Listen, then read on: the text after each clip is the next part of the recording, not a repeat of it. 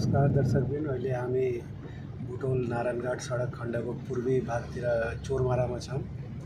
अनि वैशाख 29 गते पुल अलि भत्केपछि अहिलेको डाइभर्सन चाहिँ म हजुरलाई देखाउँदैछु यो भिडियोमा।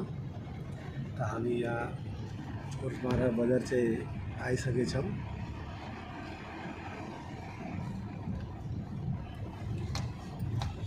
यो बजार चाहिँ नपुग्दै यहाँ ब्यानर लगाएर राखेछौँ बुटोल जाने बाटो। अब यताबाट हाम्रो राइट लिने हो।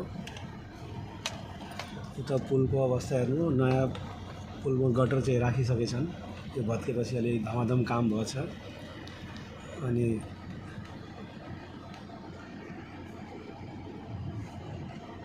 पुरानो पुलबाट बाइक मात्रै अहिले छिर्न दिएछ, सानो वाहन पनि अहिले दिएको छैन। यो डाइभर्सनको बाटो।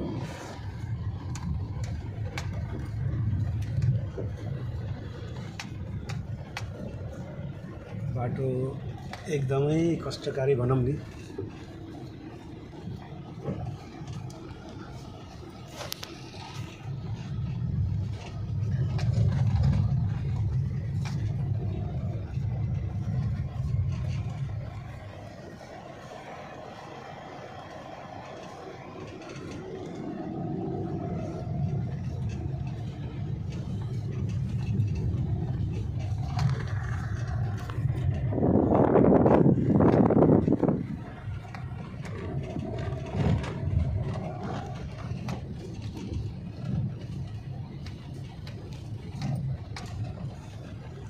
यो तर वन वे हो। उताबाट आउनको लागि फेरि त्यही त्यो मन्दिरतर्फबाट बायाँतिर लाग्नुपर्छ। त्यो चाहिँ झन् योभन्दा धेरै कष्टकारी हो। सानो गाडी त जब हजुर नारायणघाटतिर आउने बेलामा त्यो बाटो नआए हुन्छ। बरु यही वन वे बाटो अलि ट्राफिकलाई रिक्वेस्ट गरेर यही बाटो आए हुन्छ। सानो गाडीलाई बहुतै असुविधा हुन्छ त्यो बाटो। स्कर्पियो, बोलेरो यो सब गाडी त जान्छ, तर कारहरू त्यो बाटो आउन्न। म अस्ति पनि फर्केर फेरि यही बाटो आउन परेको थियो मलाई। अब खै कहिले बन्नियो यो पुल केही ग्यारेन्टी छैन, टाइम त लाग्छन्। भन्न बित्तिकै पुल पनि बन्दैन यो बाटो।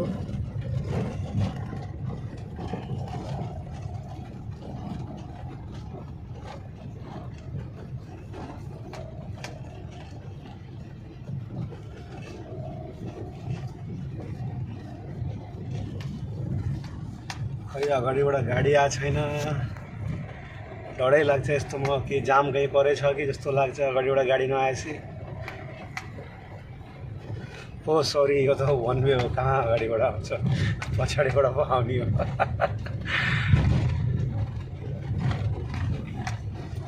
यता फेरि यहाँबाट मोड्ने हो। बुटोल जाने बाटो बोर्ड लगाउनु भएको छ यहाँ ट्राफिकहरूले।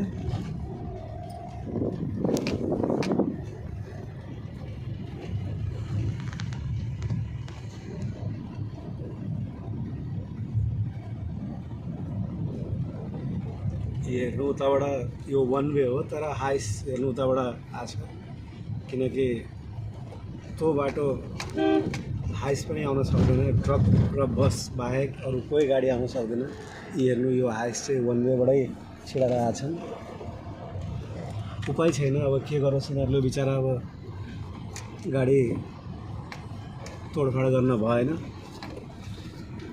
बहुतै कष्टकारी अहिले बुटोल नारायणघाटको यात्रा आजको डेटमा छ।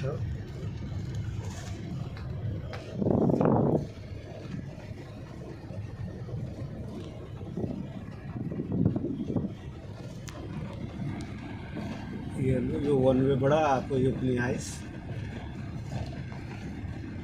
हाइसको पनि ग्राउन्ड क्लियरेन्स खासै राम्रो हुँदैन, ठोकिन्छ तलतिर। अब यता हेर्नु पुलको अवस्था, उता केही कामै सुरु भएको छैन। गटर राखेको त पुरा भयो,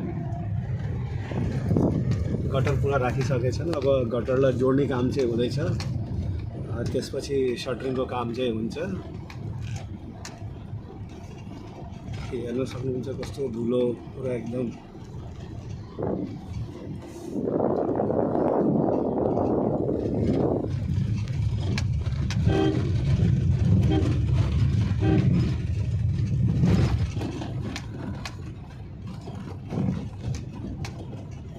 यहाँ पाइप राखेर यहाँ माटो पुरेर यो बाटो बनाएको छन्। यहाँ ठुलो पानी आयो भने त एकैछिनमा लान्छ। यो त ठुलो पानी परेपछि बर्खामा भर हुन्न यो बाटोको।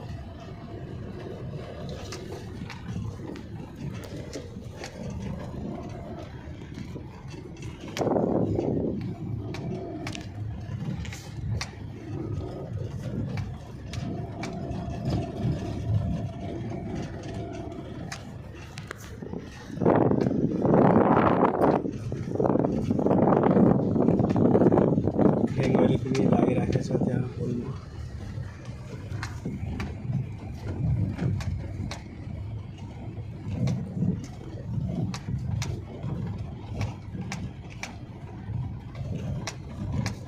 जहाँ बिचबाट भाँच्यो थियो त्यहाँ तलबाट अलिक केही सपोर्ट दिएछन् अनि सपोर्ट दिएर सायद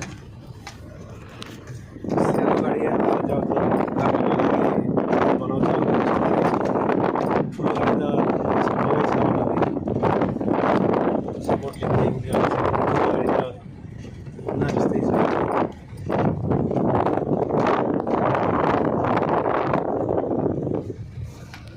अनि उहाँ हेर्न सक्नुहुन्छ त ट्रेनहरू लागिराखेको छ। काम धमाधम भइरहेको छ। आशा गरौँ बर्खा त अब आइसक्यो। अब के गर्ने, अब फेरि पनि आसमाथि दुनियाँ चलेछ। छिटो छिटो भइदिए राम्रो हुन्थ्यो सबैलाई। नेपालभरिमा आजको डेटमा बुटोल नारायणघाटको यात्रा सबैभन्दा कष्टदायी छ आज। हेर्नु पुलमा बिचमा अलिक सपोर्ट हालेछ, सायद त्यसलाई अलि ज्याक लगाएर उठाउँछ होला।